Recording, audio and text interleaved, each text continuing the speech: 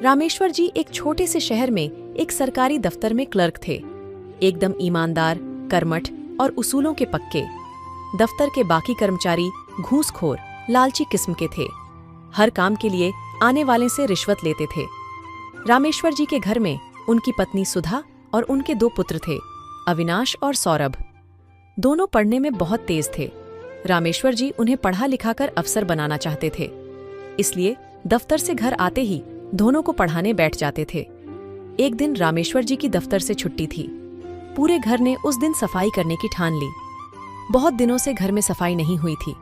सभी को काम बांट दिए गए। जैसे सुधा को रसोई साफ करनी थी, दोनों बेटों और रामेश्वर जी को बेडरूम और ड्राइंग रूम साफ करना था। सबसे पहले रामेश्वर जी और उनके दोनों बेटों ने ड्राइंग रूम को साफ किया।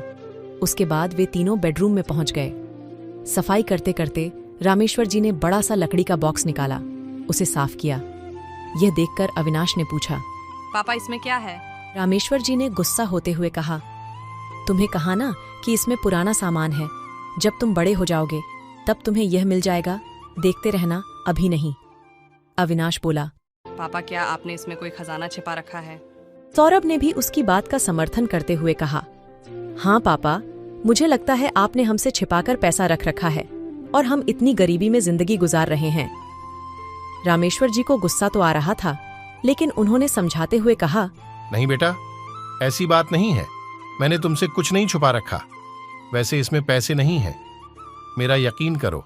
शोर सुनकर सुधा जी रसोई से बाहर आ गईं। अरे क्या हुआ, इतना शोर क्यों मचा रखा है?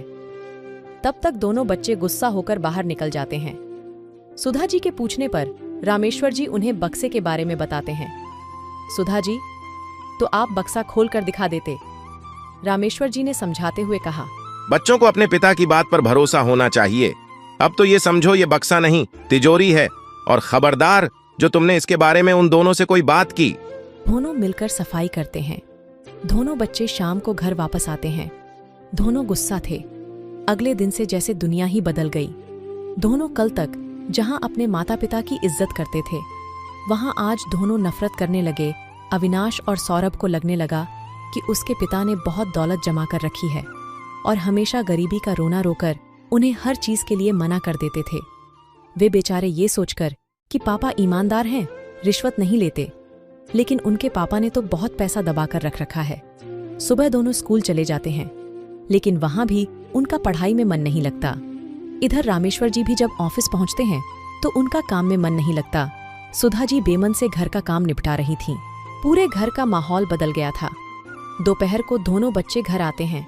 रास्ते में उन्होंने प्लान बनाया था कि घर जाकर सबसे पहले उस बक्से की चाबी ढूंढेंगे। घर आकर उन्होंने सुधा जी से भी ढंग से बात नहीं की। खाना खाकर अपने कमरे में चले गए। कुछ देर बाद सुधा जी घर का सामान लेने बाजार गईं। उनके जाते ही दोनों ने चाबी ढूंढना शुरू कर दिया।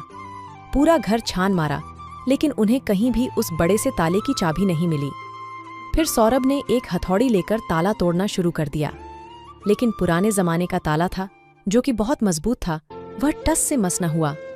दोनों थक हार कर बैठ गए और मम्मी के आने से पहले सब कुछ पहले जैसा कर दिया।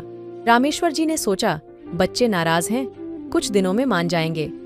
इसी तरह कुछ समय बीत गया, लेकिन दोनों बच्चों का गुस्सा कम होने के बजाय बढ़ता ही जा रहा था। अब वे दोनों नए कपड़ों, खिलौनों के लिए जिद करने लगे। मना करने पर वह अपने माता पिता को उल्टा सीधा सुनाने लगे थे। उनकी नजर में माता पिता की कोई इज्जत नहीं रह गई थी। रामेश्वर जी इस बात से बहुत दुखी थे। एक दिन जब अविनाश और सौरभ सो रहे थे, तब रामेश्वर जी अपनी पत्नी सुधा के साथ घर छोड़कर चले गए। जब दोनों उठे तो देखा मेज पर एक चिट्ठी रखी है। उस पर एक बड़ी सी चाबी रखी थी। सौरभ ने लपक कर चाबी उठा ली। अविनाश बोला, पढ़ जरा, चिट्ठी में क्या लिखा है? सौरभ ने पढ़ना शुरू किया। बेटा अविनाश और सौरभ, तुम्हें लगता है मैंने खजाना छिपा रखा है, इसलिए आज ये खजाना मैं तुम्हें सौंप कर जा रहा हूं। हम दोनों ये घर और खजाना तुम्हें देकर जा रहे हैं। तुम दोनों हमेशा खुश रहना। ये पढ़कर दोनों के होश उड़ गए। अविनाश, ये हमसे बहुत बड़ी गलती हो गई। अगर पापा कुछ जोड़ रहे थे तो काम तो हमारे ही आता। सौरभ बोला, भैया चलो एक बार देख ही लेते हैं कितना बड़ा खजाना है। दोनों जल्दी से बॉक्स खोलते हैं तो देखते हैं उसमें एक डायरी रखी थी। दोनों उसे निकालकर पढ़ते हैं तो उसमें उनके दादाजी ने रामेश्वर जी के लिए कुछ लिखा था। बेटा रामेश्वर, ये बातें अपने जीवन में उतारना, तुम्हारा जीवन खुशियों से भर जाएगा। 1. कभी झूठ मत बोलना। 2. कभी बेईमानी नहीं करना। 3. कभी काम से जी मत चुराना। 4.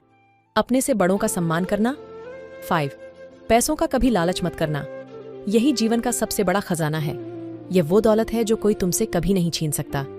दोनों डायरी पढ़कर रोने लगते हैं। अविनाश कहता है, हमारे पापा अपने पिता के आदर्शों पर चल रहे थे और हम उनसे उल्टे। वे सच कह रहे थे, हम झूठ समझ रहे थे। वे ईमानदारी से चल रहे थे, हम उन्हें बेईमान समझ रहे थे।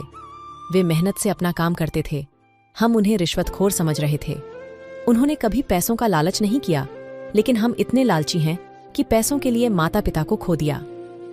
वे अपने से बड़ों का सम्मान करते थे, हमने उनका कितना अपमान किया कि वे घर छोड़कर चले गए। दोनों सब कुछ छोड़कर माता पिता को ढूंढने के लिए चलने की तैयारी करते हैं। घर का ताला बंद करके जैसे ही बाहर निकलते हैं, सामने से रामेश्वर जी और सुधा जी आते दिखाई देते हैं। दोनों बच्चे उनसे लिपट जाते हैं और रोने लगते हैं। रामेश्वर जी कहते हैं, बेटा, तुम्हें सही रास्ते पर लाने के लिए ही हम चले गए थे। दोनों उनके पैरों में गिरकर माफी मांगने लगते हैं और उस दिन से दोनों माता पिता की सेवा करने लगते हैं।